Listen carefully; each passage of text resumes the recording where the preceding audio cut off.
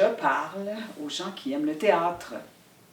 Il y en a encore, mais oui, il y a des gens qui ont le théâtre dans leur souvenir, dans le garde-robe. D'ailleurs, mon théâtre s'appelle le théâtre dans le garde-robe. Ça veut dire quoi? Le théâtre dans le garde-robe, c'est qu'on a des souvenirs de théâtre dans notre inconscient ou dans notre bagage d'études d'enfants ou d'adolescents souvent. Et finalement, plus tard, quand on a du temps, on ressort les souvenirs du garde-robe. Et voilà.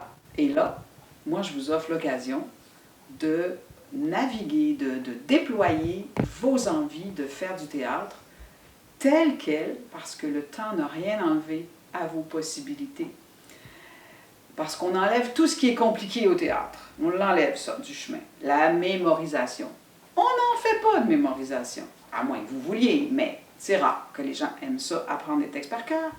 Alors, on va faire des lectures, tout le monde ensemble. Une lecture à vue ou une lecture préparée. Je vous apprends à faire tout ça.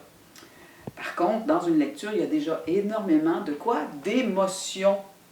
Des choses qui nous touchent quand on lit. Eh bien ça, c'est le début du théâtre, d'être impliqué dans ce qu'on fait pendant qu'on parle.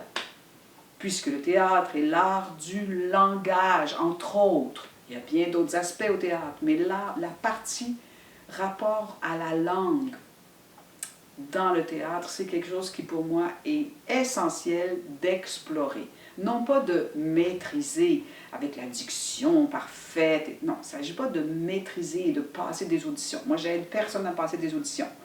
C'est pas ça. Je vous aide, je vous accompagne à ressentir et à vous appliquer le mieux possible, à transmettre l'effet sur vous du langage que vous êtes en train de découvrir, celui d'un auteur dramatique. Et voilà. On retourne dans la vraie vie